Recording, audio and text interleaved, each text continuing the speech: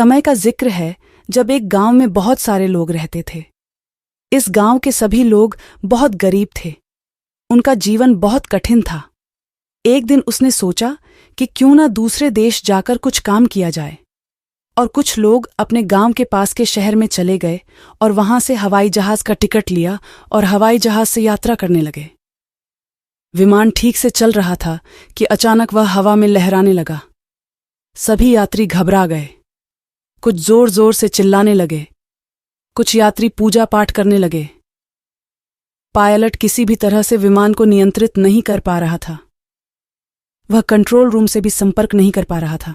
जहाज तेजी से जमीन की ओर गिर रहा था। सभी यात्री डर के मारे चिल्ला रहे थे।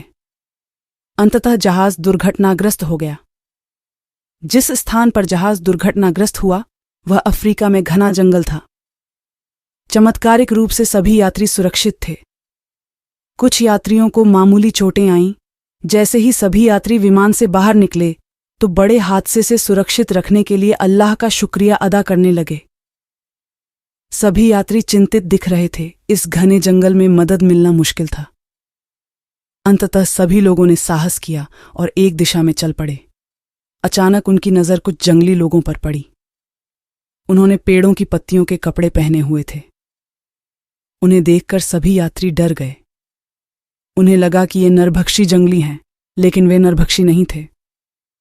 जहाज के पायलट ने उन्हें संकेत दिया। मैंने बताया कि उनका जहाज कैसा था, बर्बाद हो गए थे और वे संकट में थे। जंगली लोग उनकी बातें समझ गए और उन्हें अपने मुखिया के पास ले गए। मुखिया उनकी भाषा को थोड़ा बहुत जानता था। उसने हिरण के मांस और जंगली फलों से सभी यात्रियों का मनोरंजन किया। सभी यात्रियों ने जंगली जानवरों के नृत्य का भी आनंद लिया। सभी जंगली लोगों ने ढेर सारी लकड़ियां इकट्ठी की और उनमें आग लगा दी, ताकि अगर कोई जहाज वहां से गुजरे तो इन यात्रियों को अपने देश लौटने में मदद मिल सके।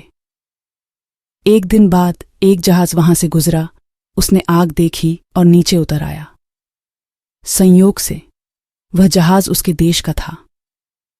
सभी यात्री अपने देश जाने के लिए जहाज पर चढ़ गए। उसने उन्हें भेज दिया।